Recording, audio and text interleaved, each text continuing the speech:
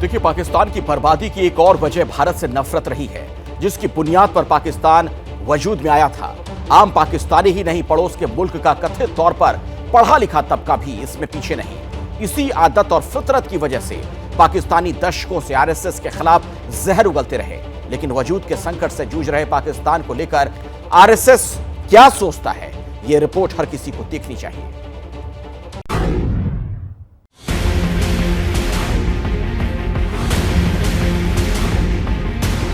RSS का यह नजरिया था कि जो हिंदुस्तान है वो सिर्फ हिंदुओं का है। आरएसएस का यह नजरिया था कि अब जो अंग्रेजों से आजादी मिल रही है, ये अब वक्त आ गया है हिंदू राज का। फाउंडिंग फादर्स थे आरएसएस के गोलवाकर। उनकी आइडियोलॉजी ये थी कि मुसलमानों को वो हिंदुस्तान से फ्रीडम ऐप से सीखकर आपने बेकरी की शुरुआत की है क्या? ऐसा है तो आपकी जो केक्स हैं उनको 1 करोड़ फ्रीडम ऐप के जो ग्राहक हैं उन्हें बिना किसी खर्चे के आप उसे बेच सकते हैं। एथनिक क्लेंस करेंगे।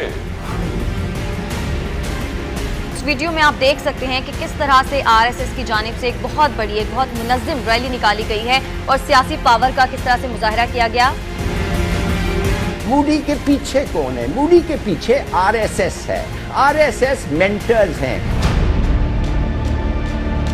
आरएसएस यानी राष्ट्रीय स्वयंसेवक संघ, वो नाम जिसका जब भी जिक्र आता है आतंकी मुल्क पाकिस्तान घबरा जाता है।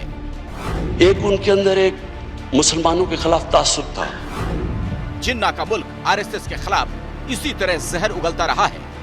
पाकिस्तान के पीएम से लेकर कट्टरपंथी तक दुनिया को जिस आरएसएस का डर दिखाते रहे, वही आरएसएस मुसीबत में घिरे पाकिस्तान के बारे में क्या सोचता है, खुद सुनिए।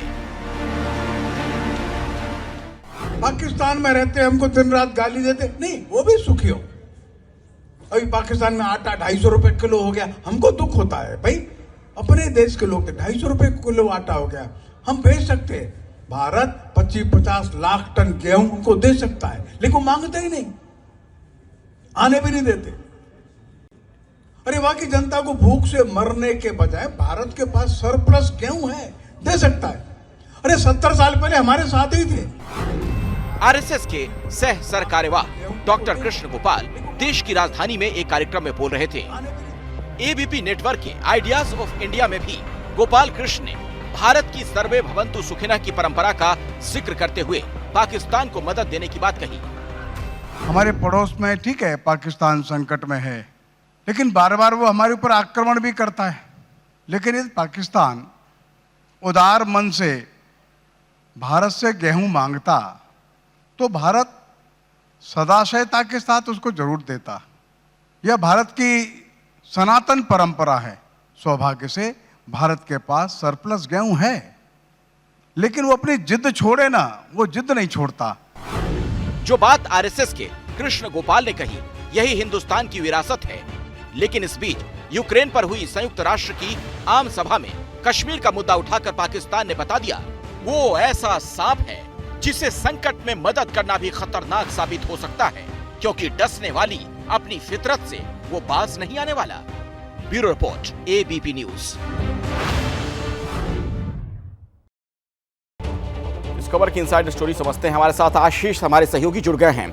आशीष, ये जो सर्वे भवन्तु सुखिनः वाला दर्शन है भारत का किया, ये उसी का परिचय है अगर आरएसएस की तरफ से कहा जाता है कि ऐसे वक्त में पाकिस्तान को मदद दें?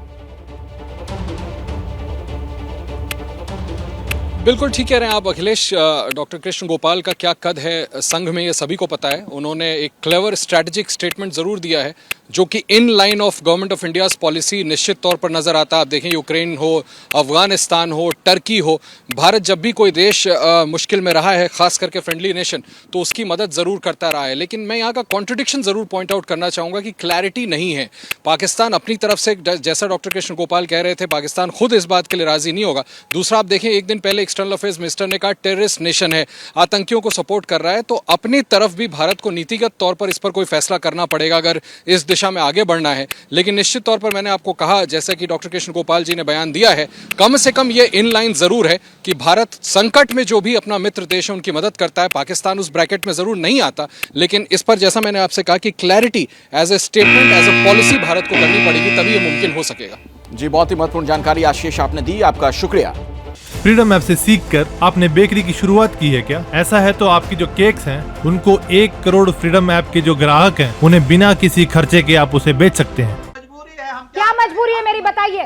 मैं अभी आपको बताती हूँ कि मैंने ओए होए होए होए होए, नमकीन के चटकारे लेते हुए टकटकी मार के डिबेट शो को पॉज रिपीट कर कर के देख रहे हैं जोगिंदर जी। इनकी तरह आप भी देखें अपनी फेवरेट डिबेट्स को रिपीट कर और डाउनलोड कीजिए एबीपी लाइव ऐप अपने स्मार्ट टीवी पर।